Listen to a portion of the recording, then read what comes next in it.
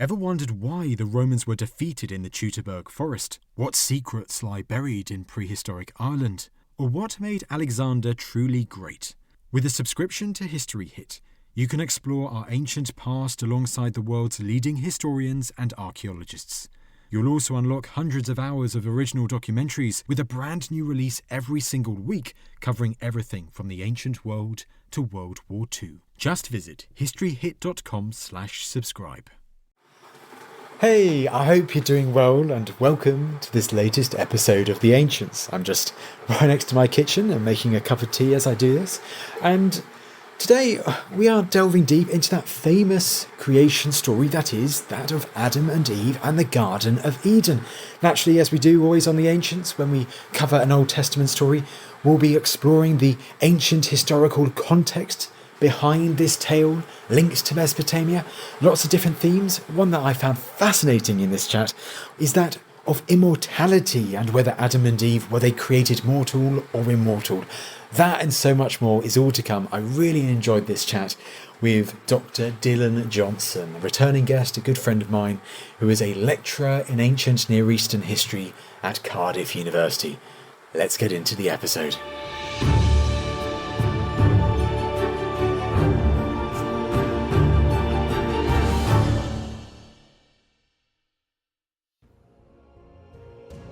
Adam and Eve, the parents of the human race, formed from Earth's dust, a divine breath, and a stolen rib. A pair of innocents, that is, until Eve, tempted by the evil serpent, ate the forbidden fruit. Their transgression was met with bitter punishment from God.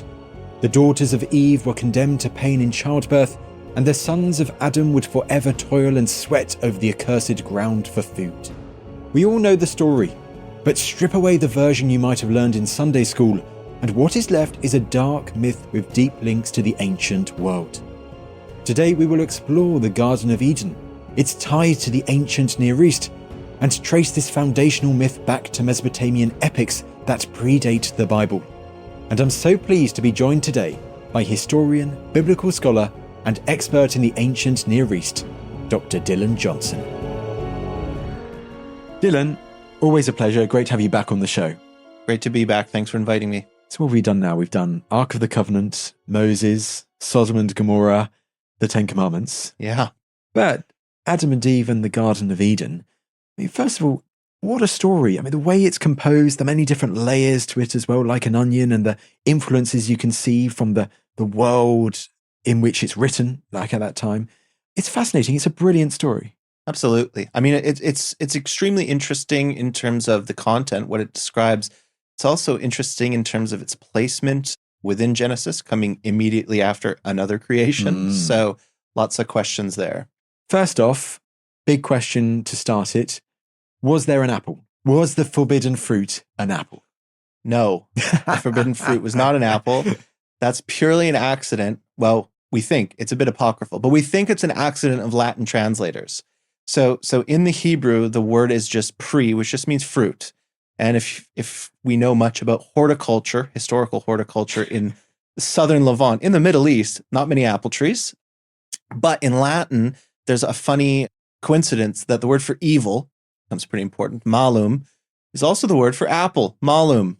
So by Eve eating the malum, she invites evil into this world. So we think that maybe that's kind of a folk tradition, why we think of the fruit as an apple, but we don't actually know for sure. So it's a textual error almost, or a misinterpretation that's happened somewhere along the line. Yep. Evil for apple. Yeah, something like that, or a play on words that it worked for both. Well, I'm glad we sorted that straight away, and we will certainly return to the story of the fruit and many different themes within the story of Adam and Eve. But let's get the background out of the way first and foremost.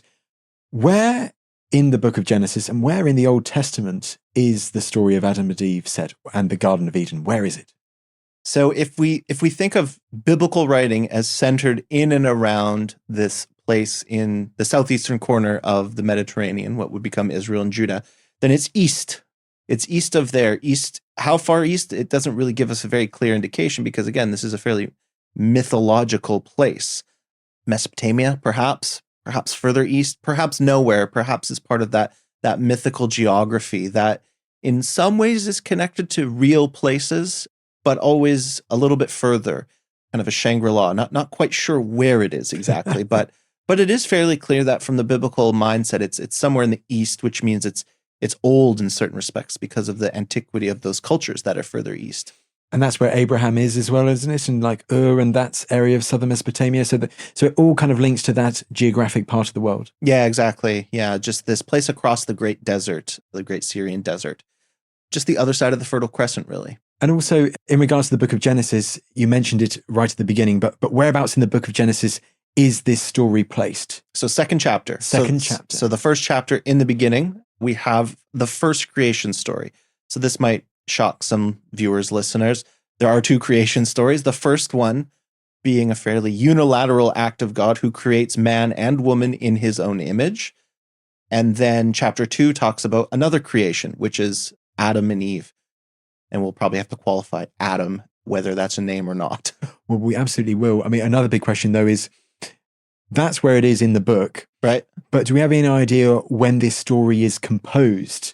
Because once again, always get this idea sometimes that the first chapters of the Bible are the oldest in the Bible. But what is actually the story behind this? When do we think this story of Adam and Eve is actually created and written down? So as always with biblical texts, we're not sure. We have some good evidence to think it's older than chapter 1. So chapter 1 looks very heavily influenced from the experiences of Judahites, so biblical writers in exile, which means 5th century. Yes.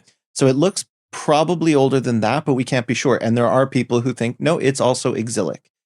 I myself think it's probably pre-exilic, that it dates to a time when kings were still around, which puts us in the usual time frame that I give for a lot of dates of biblical texts, sometime between the 9th and 6th century, somewhere in there. So the early first millennium BC. Yeah, somewhere in there, probably even more towards the mid, if anything. And in regards to timescale, how far back they're looking when they're writing down this story, traditionally, how far back in time is the story of Adam and Eve set? So this is truly in mythological time. This is what we call antediluvian time, before the flood. And this is really important because this is an idea of chronology that's not just unique to biblical writers. We also find it in Mesopotamia in things like the Sumerian king list, where before this global flood, the world was different. People lived longer, exceptionally long lives. People had more direct contact with the gods. It was a different world before the flood. So in the mindset of the biblical writers, this is really what we call the primeval history, when God was still actively creating and then ultimately destroying when it comes to the flood. So outside real history, in essence. And also for context, so the flood story in the book of Genesis, how much further along in the book is the flood story? It's just a couple chapters later. Okay. Yeah, so we have Cain and Abel immediately after the Eden narrative, and then we get into the flood story fairly shortly after that. Well, let's explore the Adam and Eve story now. So it comes right after that first creation story of the 7 days and God resting on the 7th day, having created the heavens and the earth. And so how does it then go to the narrative of Adam and Eve in the Garden of Eden? So it more or less just pretends like the first chapter hasn't occurred. Because at a certain point in verse 4, we have this kind of summation of, all right, God has finished creating, including creating man and woman. They now exist. And when we pick up in verse 4, the narrative acts like man and women have not been created. So they don't even try to connect it to the preceding text, because ultimately it's a completely independent account of creation. Now, unlike chapter 1, which really focuses on the creation of the cosmos, the sun and the moon and everything in between, this is more focused on living beings, including humanity, but also animals and things like that. So it's a completely separate creation story, and it sets off with this garden, that God has planted this garden somewhere in the east, and he is want for someone to work it. And this becomes a really important theme, that why is humanity created at all? It's to work, and specifically to toil in the land. But to toil a garden at first rather than anywhere toil else. A garden at first, yes. So hopefully the toil isn't too laborious. And this will become important when I talk about parallel creation myths from Mesopotamia. But at least from the outset, God creates a garden.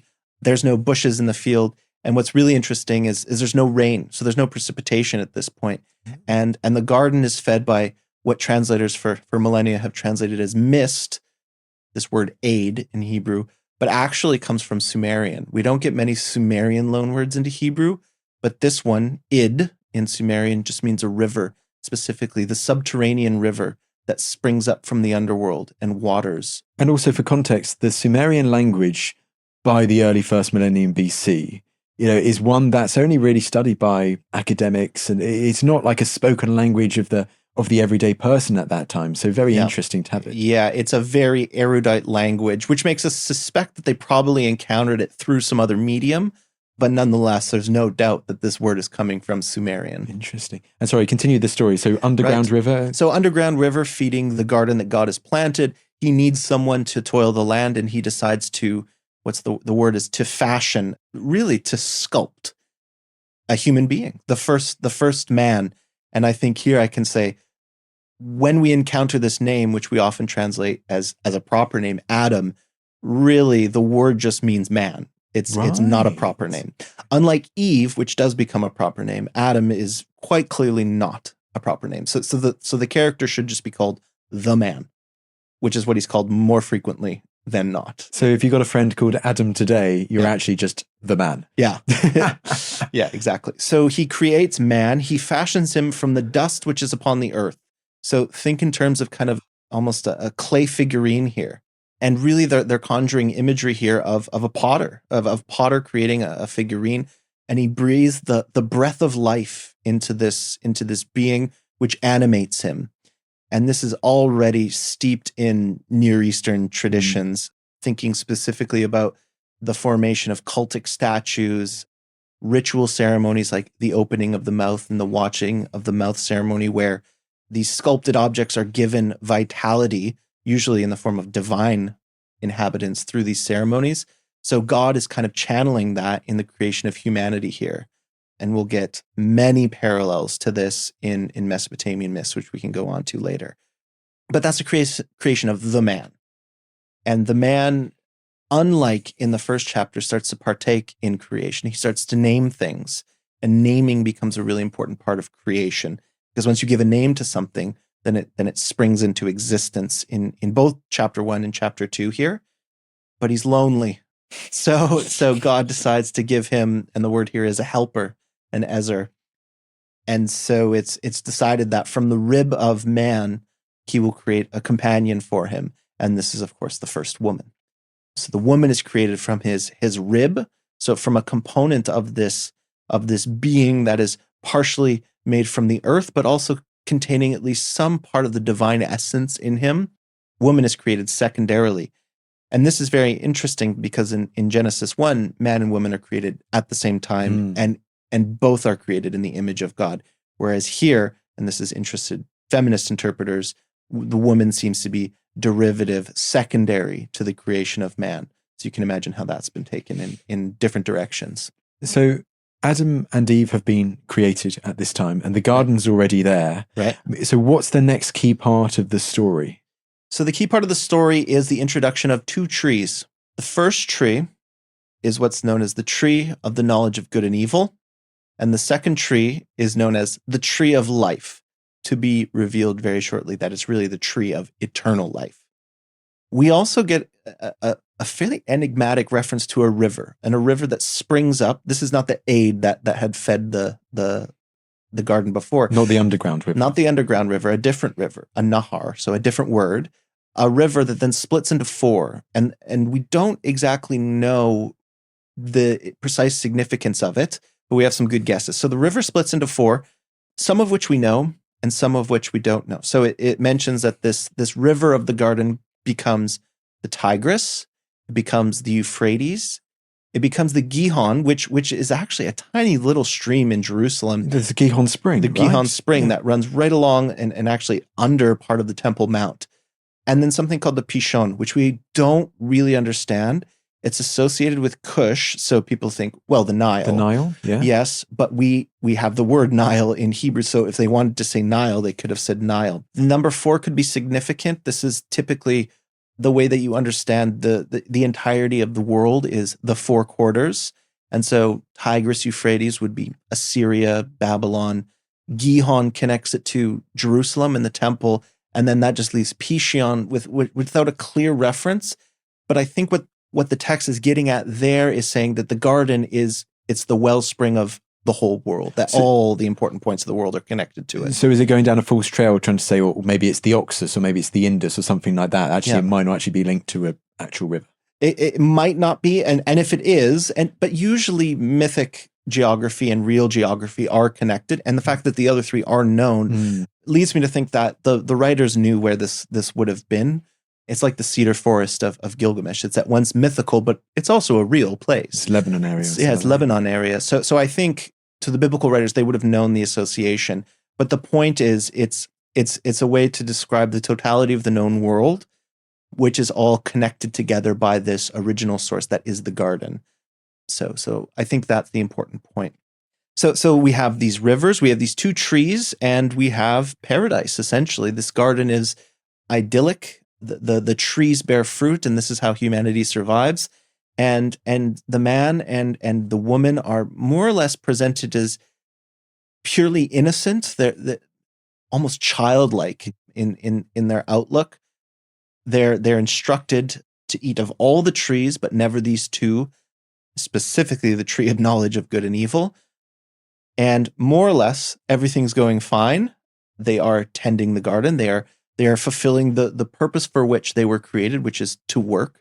And things are fine until something arrives, what's known as arum in Hebrew, which we translate as a snake. And a snake shows up, and the snake entices the woman. And this is where we'll get into this idea of the original sin. The snake explains to the woman, is it true that God said to you, do not eat from this tree of knowledge of good and evil, or else you will surely die, which is explicitly what God had told the woman. And the woman says, yes. And the snake explains, that's not true. If you eat from the tree of knowledge of good and evil, you will not die. So saying the exact inverse of what God said. Surely you will not die.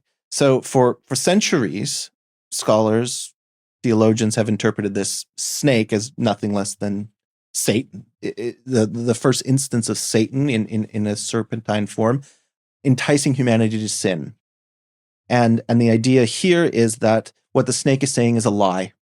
The snake is lying and God was telling the truth. He's deceiving. He's deceiving them. He's leading them down a dangerous path. And ultimately the woman believes the snake. She eats from the tree of knowledge of good and evil. And the quotation is that their eyes were opened and they realized that they were naked. And this is very clearly a play on words here, because the word for nakedness is arumim, and the word for snake is arum. So the snake and nakedness are playing off of each other at a grammatical, linguistic level there. So they realize that they're naked. They create loincloths out of the trees of the leaves of the trees of the garden. And we get this scene, it's very unique in the way that God is depicted. God is said to have been walking around the garden in the cool breeze. So he's very anthropomorphic here, right? Again, we're in antediluvian times when God and humanity interacted in different ways. And so we get this very human exchange between Eve, Adam, or I should say the man, and God. And God says, why are you wearing clothes? Only to realize that, of course, they've eaten from this tree of the knowledge of good and evil. And what the tree gives them, or what the fruit gives them, which is not an apple, what the fruit gives them is essentially consciousness. They're aware of themselves, and they become aware of shame, they become aware of humility, whatever you want to describe why they clothe themselves. But it's consciousness, essentially. And this is the running theme throughout the whole story. Wisdom, knowledge, awareness.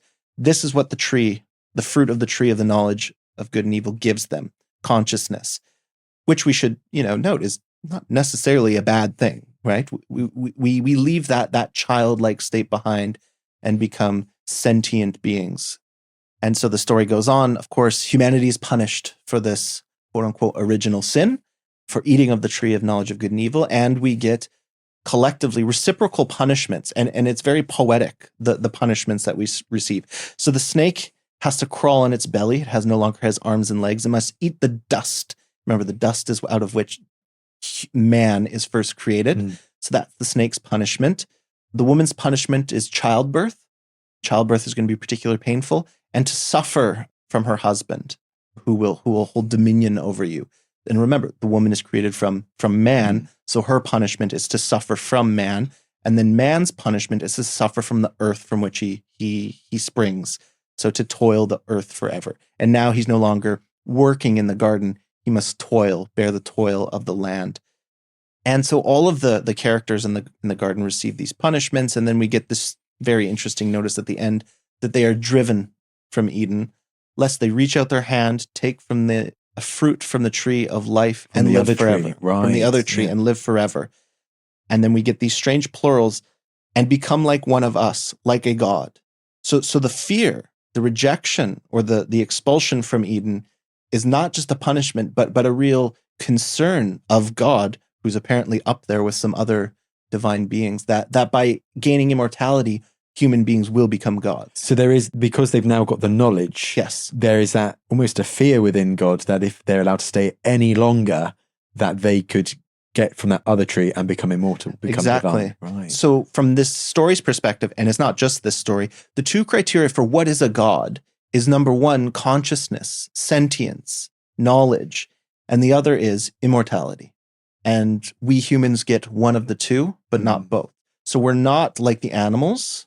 We have sentience, but we're not like the gods either, because we must die. That's the story. And that's the story.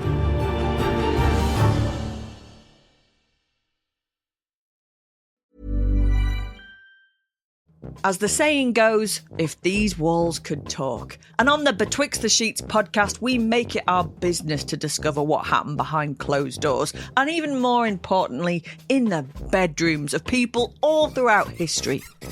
Kings, queens, mistresses, servants, and everyone in between. We also get up close and personal with medieval aphrodisiacs, lethal Victorian makeup routines, and look at the scandalous lives of beloved children's authors. Nothing is off limits. In other words, it's the best bits of history, with me, Dr. Kate Lister. Listen to Betwixt the Sheets, the history of sex, scandal and society, twice a week, every week, wherever it is that you get your podcasts. Brought to you by the award-winning network, History Hit.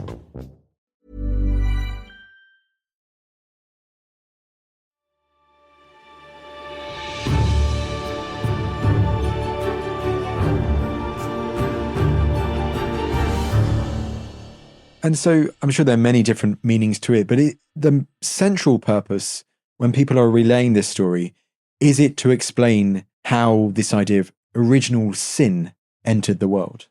So especially if you're part of the Catholic religious tradition, this has been the dominant interpretation of the garden story basically since the 3rd century CE.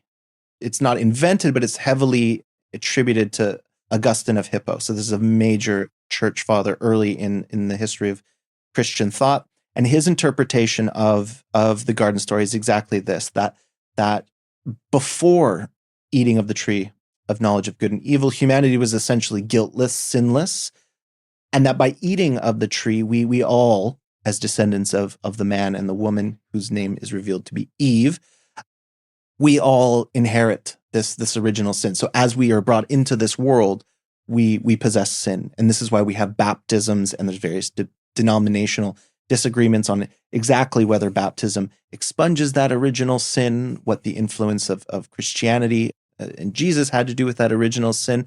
But this is the very Christian interpretation of that passage, and really Catholic interpretation of it, because you get disagreements in Eastern Orthodox tradition, you get disagreements even among Luther. Luther had major disagreements with Catholic church fathers about this.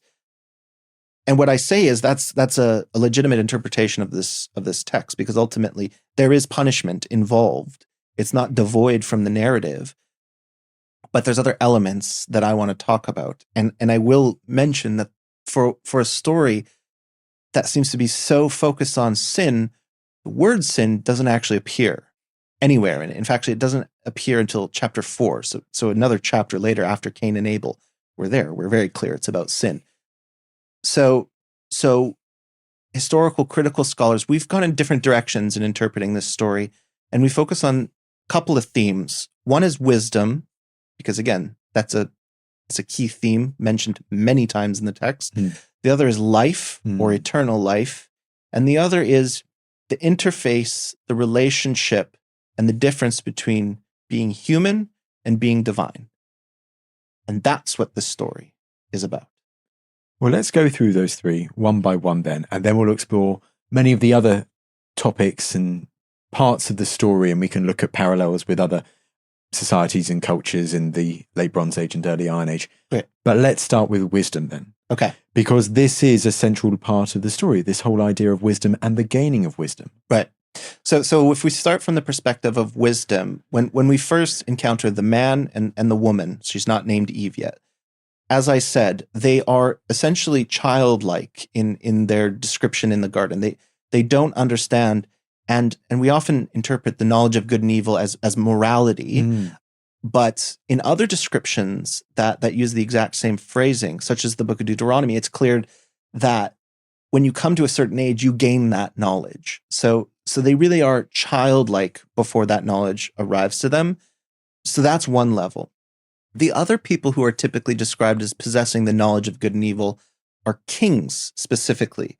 And there's a certain theme, I think, running through this as well, that Adam and Eve, or the man and Eve, are royal figures in certain respects, because first off, they're in a garden. Gardens are typically associated with palaces and to a much lesser extent temples. Really, gardens are architectural features of palaces. Of course, the man and the woman are, king and queen in theory, but this wisdom is very special in biblical tradition. Outside of the Eden narrative, it's associated with activities that are normally attributed to kings, such as building, like the temple, and law giving, something very close to my heart. When kings act like lawgivers, not only are they described as knowing the difference between good and evil, being exceedingly wise, Solomon being the paragon example, but also emulating the divine. So in places, David is called like a messenger of God in his wisdom. So King David, I'm guessing. King David, right, yeah. And his son Solomon, similarly, when he has his famous judgment between the two prostitutes, the people are fearful, and usually you're fearful of gods, because the wisdom of God was in him to execute justice. So these wisdom themes that are bound up in a creation story are I think, almost certainly drawing on royal ideology. But it's been democratized in this story. No longer is this about kings being exceedingly wise. This is the fundamental feature of being human. And how does it align with Mesopotamian literature at the time, and in particular the thing called wisdom literature? It's connected, but not in the ways that wisdom literature has traditionally been treated. So wisdom literature actually would not include creation stories for the most part. Wisdom literature is something more akin to proverbial axioms, fables, ways of teaching people moral right from wrong without prescribing, legalistic language to them. So the way that we define the genre, which I think is a bit problematic, actually excludes these kinds of texts in certain respects. But they talk a lot about wisdom, which ironically doesn't make them wisdom literature, at least in the traditional definition of those categories. What it is, beyond a shadow of a doubt, is cosmologies, cosmogonies, stories of creation. And we kind of set those into a category unto themselves. And not all creation stories deal with wisdom. I think that's actually a fairly unique feature of this particular creation story. But the themes and ideas, these genres are not, completely siloed. There's a lot of overlap. And so from my perspective, the wisdom theme has more to do with the concept and less to do with kind of a generic category of literature. And so is that one of the overarching themes? And it's the humans gaining wisdom, but being forced out of the Garden of Eden, which makes this creation story so unique in that wisdom plays such a big part of it and is one of the main purposes that people now interpret being one of the main messages of this whole story. Yeah, unique, but not without precedent, right, as I'm going to go into. So there's quite a few stories, and I think it's good to open the discussion up to just creation stories in general across the ancient Near East, because ultimately that's what this text is. It's a creation story, and it's a creation story 100% at home in the Near East from its beginning to its end, and it's a story that really, at its core, I think, tries to define the the relationship and the difference between humanity and the gods. Plural is intentional there because the biblical text goes plural. And the question that it seeks to answer is, what is the difference? What's the difference between humanity and the gods? And was there ever a chance that humans could be gods? And we actually have plenty of parallels from the ancient Near East. And we can just start from the very beginning with the formation of man, from the dust and then the breath of life being breathed into him. We have texts from ancient Mesopotamia dating back to the early second millennium and even older ones that talk about the creation of humanity from clay. So in the same kind of idea, a potter fashioning some kind of a ceramic figurine. And there we don't have the breath of life. There we have the killing of a god and using the blood of that slain god to animate the human. This is in the story called Atrahasis. This is a very old creation myth from Babylon, dating probably around 1800 BCE. So it would have been known, retold, incorporated to other creation myths like the Enuma Elish, which is about 1,000 years later. So that story there has so many parallels to what's going on in the Eden narrative. First off, we have two generations of gods, one older generation who's in charge, and these other gods who have to toil. They have to do the work. And in fact, the story begins when gods were men. And what did they do? They dug canals because they're Mesopotamians. They dig canals. And the canals they dug, though, are much bigger. And their canals were the river Euphrates and the river Tigris. So just as in the Eden narrative, that this river springs up, however it forms. And they are both named, in both examples, they are named as the Euphrates and the Tigris. Yes.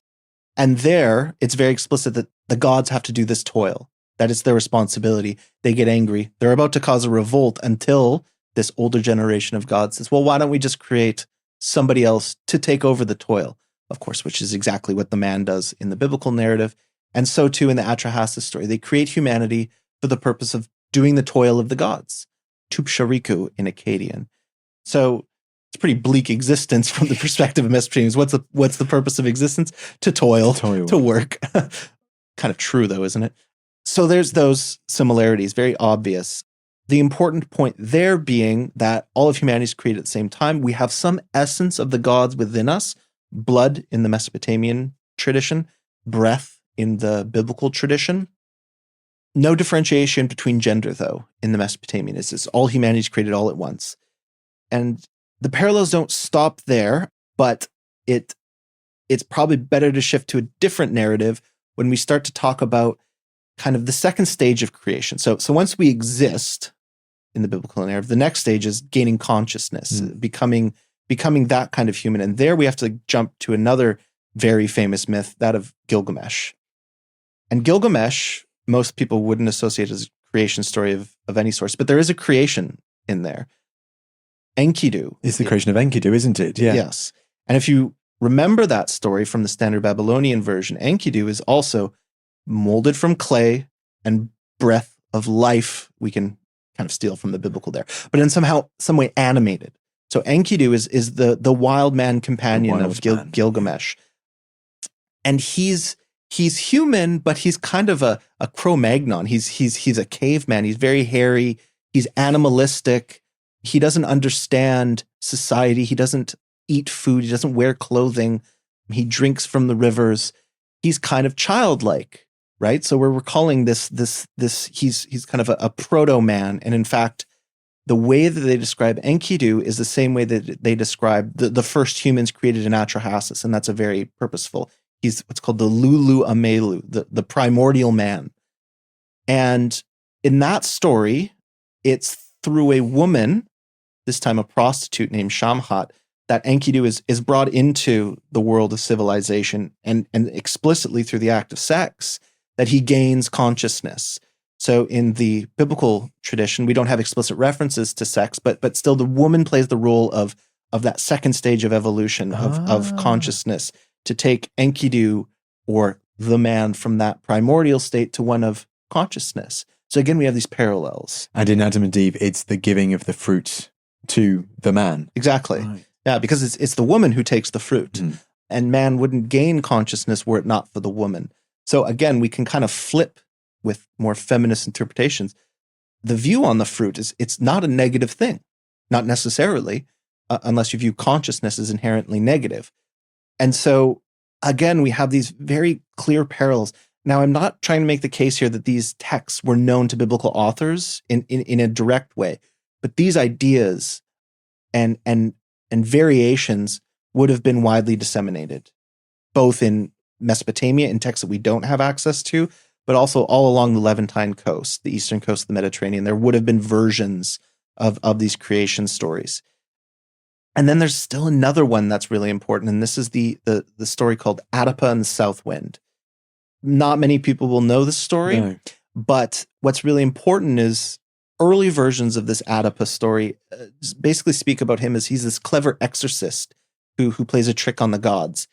But at some point in the Neo-Assyrian period, so really close to when we think the Eden story is being written, his character changes. And his character in the opening lines is described as the exceedingly clever man who attained wisdom but not immortality. And that's the narrative, that's the story of Oedipus. And there, he misses out on immortality by not eating food offered to him by the gods, because he doesn't understand what it would give him, which is immortality. So there, exactly as you see in the Eden narrative too, this connection between wisdom is a characteristic shared by the divine and humanity, and it's that immortality, that missing out on immortality, that keeps us distinct. So again, all of these ideas are in circulation. These are why I really think that this text is pre-exilic, because all of the texts I'm talking about are second millennium and continue to be copied into the first. So interesting. But with the Adam and Eve story, it's just the narrative is changed in its own unique way, but the overarching themes are still there. Exactly. Yeah, I think, and it's not that all the themes map onto one single text. So it's not that we can just say, oh, they read Oedipus and the South Wind and then they wrote Genesis. No. They're aware of these themes in Gilgamesh, in Atrahasis, in Oedipus and the South Wind, and probably thought of all of them as their own stories, because there were Israelite creation myths, plural probably. I mean, we have two. So again, it's a natural tendency when we see these parallels to assume direct relationships, but just think in terms of more, these are the kinds of themes and knowledges that would have been circulating for centuries in the area. Well, with that knowledge, I always used to think that Adam and Eve, before eating the fruit, that they were therefore initially immortal, like the primordial humans, that they were immortal. But it sounds like that's like the gaining of immortality is linked to another fruit, and with the context of these other stories. Is it actually the case that now people believe that in the story of Adam and Eve, how people would have interpreted it, that Adam and Eve were never immortal? This is a matter of considerable debate. and it comes down to the two expressions of God and the snake. Because in the onset of the story, what God tells the man and the woman is that if you take from the tree of the knowledge of good and evil, you will surely die. You will die. Mot Yes. tamut in Hebrew, which is actually the way that you express the death sentence in biblical legal texts. Usually in the third person, he will surely be killed or he will surely die. But this affirmative, you will surely die. And then, of course, as I mentioned earlier, what the snake says is, no, if you eat from the tree of the knowledge of good and evil, you will surely not die. Now, they can't both be telling the truth, except they are. And I think, and this is still a matter of debate, and I think it has to do with timing. So what obviously doesn't happen is the woman and the man who eat from the tree of knowledge of good and evil don't die immediately. So it's not a Snow White scenario here with the poison apple. They do not die immediately, but they do die eventually because they are mortal. The snake, I think, is channeling that immediacy, saying, if you eat from it right now, you won't die. It's not a poisoned apple. You will gain consciousness. So everything the snake says is true. But God is also telling the truth that if you eat from that, you will eventually die because you will be banished from this garden. So the interpretation is God's sentence there is not saying, I'm going to execute you, but rather you will lose out on this chance for immortality, much like Oedipus in the South Wind, to miss out on that chance for immortality. Because once they're banished from Eden, there's never again a chance to eat from the fruit of eternal life. And I should also cycle back to Gilgamesh again here. Gilgamesh also lost out on a chance for eternal life too. It's fragmentary, but at the end of that epic, he gains a plant. And the plant gives him eternal life. And do you know how he lost the plant? He loses it in a river, doesn't he? He loses it in a river, but something took it. Oh, is it the snake? It's a snake. Snake took it from him. So again, these themes just keep recurring. And there we have an etiology, not about why snakes crawl on the ground, but why snakes shed their skin. Yes. Yeah. So again, this question of were the original man and woman immortal, I think in theory, they always had that potential. Right. So long as they're in the garden, because there's no sign that they would die if they continue to exist in the garden. And then they also had that potential to always eat from the tree of eternal life. That God could have given them permission to eat from the tree of immortality if he wished, but that was only possible if they never ate from the tree of knowledge. Right, because they can have one but not two. One but not two. Right. So, I mean, that's ultimately the question, because we don't have any story, really, we have one story, of anyone who did gain immortality. The only story we have is Utnapishtim from Gilgamesh, the one human being who gains immortality.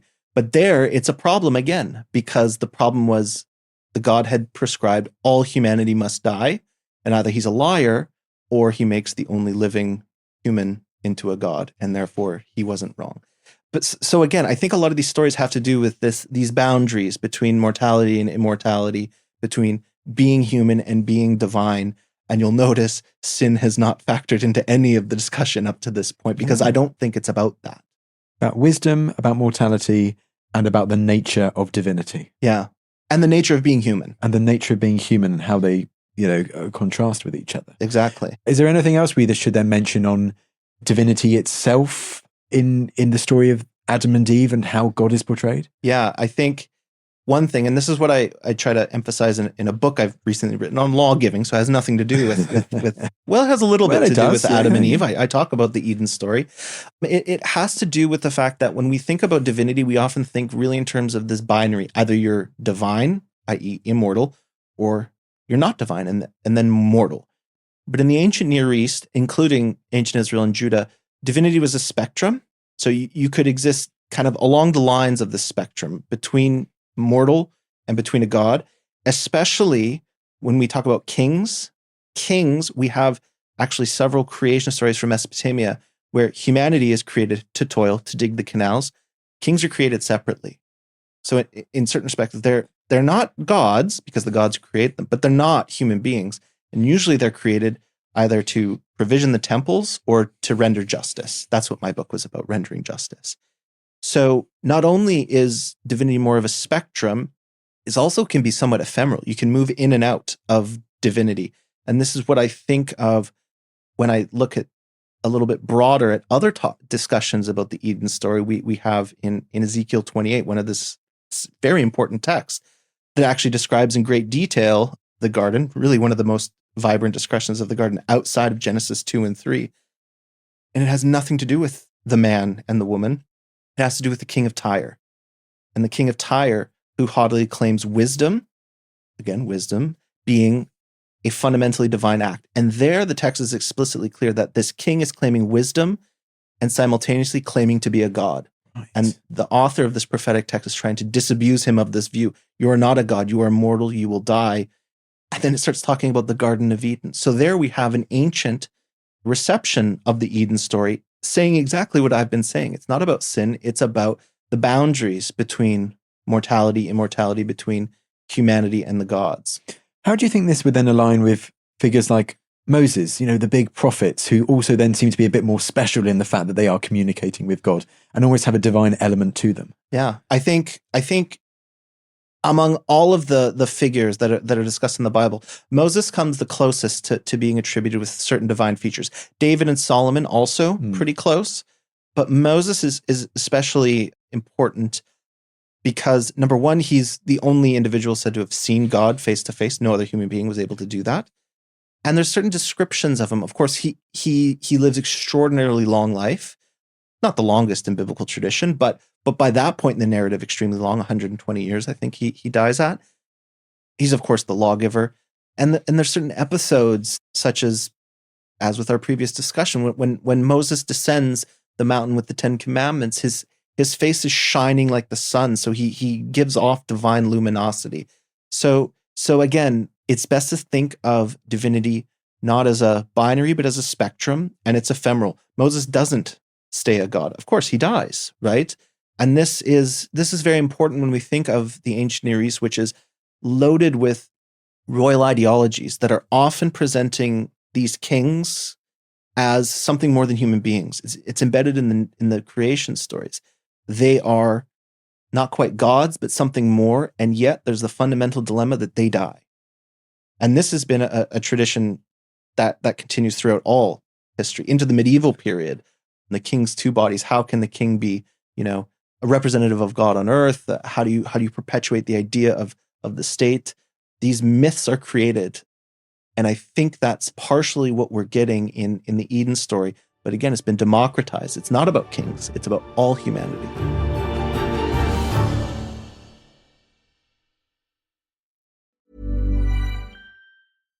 As the saying goes, if these walls could talk. And on the Betwixt the Sheets podcast, we make it our business to discover what happened behind closed doors, and even more importantly, in the bedrooms of people all throughout history. Kings, queens, mistresses, servants, and everyone in between. We also get up close and personal with medieval aphrodisiacs, lethal Victorian makeup routines, and look at the scandalous lives of beloved children's authors. Nothing is off limits. In other words, it's the best bits of history, with me, Dr. Kate Lister. Listen to Betwixt the Sheets, the history of sex, scandal and society, twice a week, every week, wherever it is that you get your podcasts. Brought to you by the award-winning network, History Hit.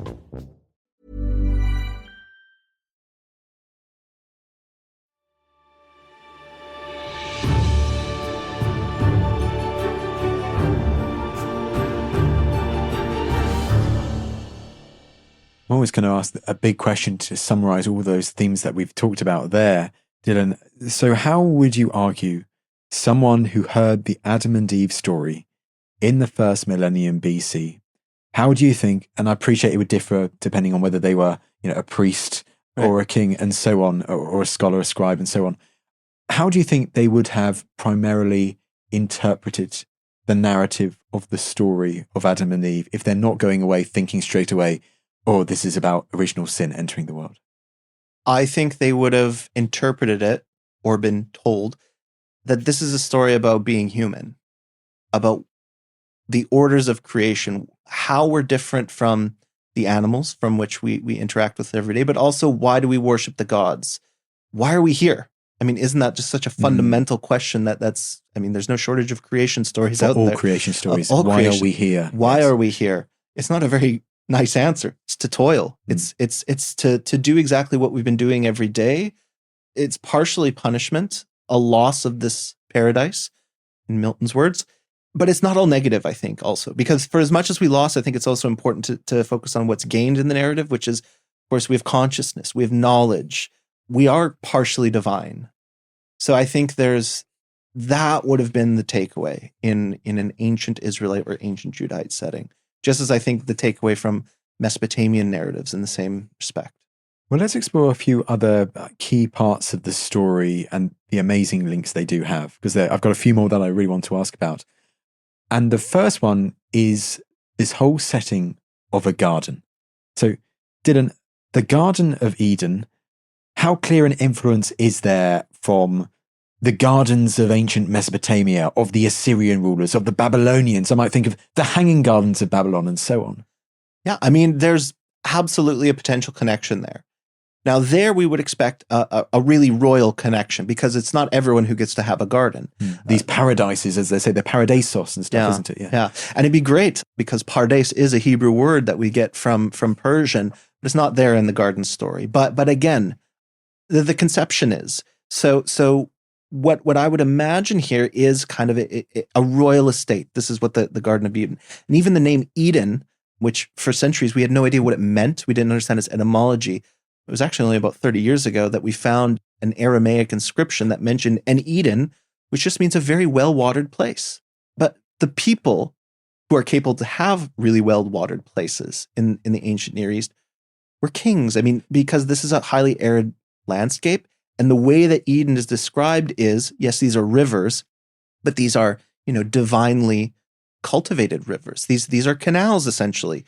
So I think in the mindset of the biblical authors, they're imagining these types of gardens. And in fact, we found royal gardens in the vicinity of Jerusalem at a site called Ramat Rachel, which is just to the northeast, I believe, or northwest, excuse me, an Assyrian provincial palace, probably. So dating to that time, like the 8th right century about BC, a little bit later, but pre-exilic. not too long after. And there's no reason to doubt that gardens wouldn't have been also present in earlier palatial structures.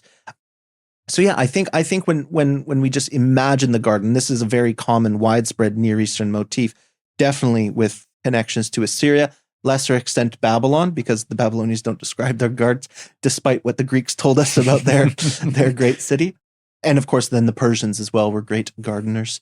But the Assyrians got there first, as you say, with those beautiful wall reliefs in the gardens. Exactly. And all that, yeah, so. we have the strongest evidence for the Assyrians. Not to say they weren't elsewhere. It's just that's where we have the evidence for. Very much so. I think of those wall reliefs from Nineveh and so on of Ashurbanipal. The underground river as well. I know I'm bringing us back near the start, but I don't want us to finish this episode without mentioning the underground river, because that's startling in its own right. And what's interesting is that we mistranslated it for almost 2,000 years until we rediscovered cuneiform writing and the Sumerian language behind it. This word aid, we'd always translated it as mist. So we kind of thought of it as just, well, I live in Cardiff, so mist is a common reality of my existence. that moisture just settled on the ground. But actually, when you read the word more widely, it really does come from the Sumerian word id, which is on the one hand just the word for river, but it has mythological connotations. It's also the word used to describe what's known as the river ordeal. So when you would submit litigants in the absence of witness testimony, you would submit them to the id, to the river ordeal. Wow. And the idea there is that, the divine cleansing waters, the divine river itself would be able to figure out who's guilty, who's innocent. And so it stuck around in later languages like Akkadian and maybe made its way into either Aramaic or directly into Hebrew. We don't know. But it's very uncommon to find these Sumerian words, which is why we think when we see that and so many connections to Mesopotamian creation stories, we really think there's a Mesopotamian link, maybe not directly to a text, but to Mesopotamian ideas or shared ideas that are common across this area. And do we think this is also could potentially be like an underworld link, a chthonic link, linking the underworld to the Garden of Eden at all? Yeah, possibly. It's not always clear because we have Western traditions that there is an idea that the path to the underworld is an underground river. Like the river Styx. Yeah, kind of like the river Styx. But in the Gilgamesh story, there's no river. There is an underground ocean called the Waters of Death. But it's not a river. It's quite clearly a sea. And in fact, the path, it's a dry land path that the sun has to take. So again, this is always the challenge with creation stories. There's a lot of ideas, a lot of themes. There's not one common motif. But I think it's fairly clear to me the way that it's described is this is some kind of subterranean water, probably connected to the underworld in certain respects, which again, we connect it to judgment in certain respects, because we know that judgment occurs in the underworld too. Book of the Dead and so on, which actually is nice. I'm glad I said that. To also ask about influences from ancient Egypt with the story of Adam and Eve, because you've already mentioned earlier, like the story of the snake linked to snatching the plant of eternal life from Gilgamesh. Right. So a clear Mesopotamian link there. But when I think of snakes, I also think of like them as a divine symbol of like pharaonic Egypt and the pharaoh. So could there be a link, a clear Egyptian link in the story of Adam and Eve? Yeah, it's possible. I know much less about the Egyptian creation stories than about the Mesopotamian and biblical ones. And there they do have distinctive traditions that look dissimilar.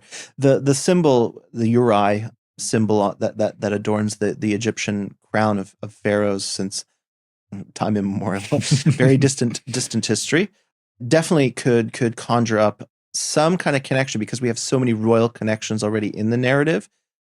But remember, we also have this idea of the snake as this very strange and unique creature. I think most importantly because it does shed its skin. It's kind of it rejuvenates itself, and then those connections to life and rejuvenation.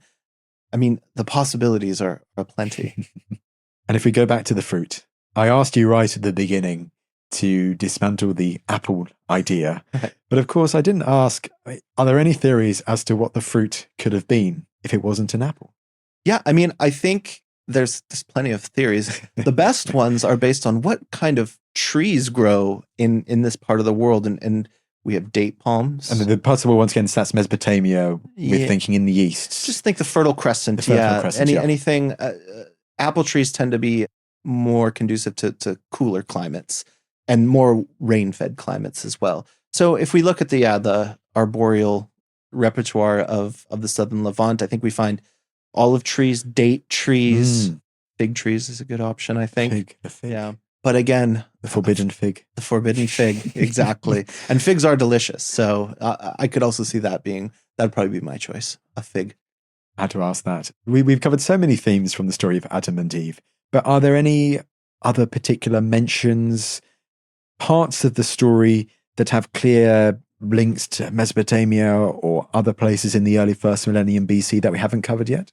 I think we've covered the main points. I mean, the only other connection that really gets established is Eden as a stand-in for the temple. Oh, okay. Because in Ezekiel, the author of Ezekiel starts to make very explicit connections between the temple being another Eden, and there the rivers that we talked about earlier, not the underground river, the one that splits into four, is more explicitly identified as flowing out of the temple. And this becomes very important in later reception tradition, in synagogues, in other places of worship, where we start to get Eden scenes very prominently displayed, because in some senses, Eden is the first temple. It's the first place where humanity really contacted the divine. And so lots of temples, lots of churches, lots of synagogues, you can go down the list, are very interested in those kinds of motifs and adorning them in association with the architecture. That leads me nicely into what I was going to ask, which was like the legacy of the Adam and Eve story. Does it remain very important into the Roman period, where you have like the first Christians and you have apostles like Paul spreading the word? Yeah, absolutely. And I think it obviously factors incredibly powerfully in early church father interpretations with Augustine, because of its association with sin in that interpretive tradition. Again, as a proximate experience of humanity's encounter with the divine, it's going to figure prominently in mosaics, it's going to figure prominently in wall paintings, in churches, in synagogues. It's actually a very commonly shared motif, especially in Turkey, in Judea, later to be Palestina. And that's what I can speak on specifically, is its incorporation into the artistic world of late antique Judaism and Christianity. I guess it's more visual. It's a much more recognizable story than the other creation story of Genesis 1, you know, of God, and how would you depict, of course, kind of creating the world in 6 days and resting on the seventh. The Adam and Eve creation story, or those you highlighted early on, like they almost kind of contradict each other with the story of the creation of man and woman. It's easier for these artists to depict, for people to recognize as time goes on. Yeah, I mean, I think it's because the Genesis 1 creation story, it's very much, I think it's partially it's an evolution of the religion in some respects. This is a cosmic world God, impossible to really fathom, capture through image. This isn't the God walking around a garden in the cool breeze anymore, right? This is someone who stretches out the heavens, and so I think at that scale, it works great for poetry. I think it works less well for images and imagery in the iconographic register. And so again, there's obviously ways to do it, but the imagery is so much more vivid, I think, in the Eden story, which is why it's really stood the test of time in the artistic repertoire of not just the West, but really globally. And also the Garden of Eden and its meaning today, for any beautiful place that you enter. Yeah. The Eden Project in Britain today, right. Kind of for the plants and everything that's there. It's a phrase that has endured down to the present day, like Sodom and Gomorrah, which we've done in the past to symbolize like destruction. It's one that if someone mentions, oh, this is a Garden of Eden, you know exactly what they're talking about. Right, exactly. And what's interesting is it's kind of a universal theme, not expressed through the medium of the Garden of Eden, but this lost golden age, right? That cuts across not all, but many world cultural traditions. This idea that at one point in our past, everything was great. And if we could only just get back there, then everything would be fine again. And so, yeah, the Eden narrative is just so translatable, I think. Something desirable, but not within your grasp idea kind of Exactly. thing, heralding back to a past time. And your own fictional idea of it. Dylan, this has been absolutely fantastic. Is there anything else that you'd like to mention about the Garden of Eden before we finish? I think that covers it. We've covered everything. Well, it has been an absolutely fantastic interview, and it just goes for me to say thank you so much for taking the time to come back on the podcast. It's been great. Thank you. Well, there you go.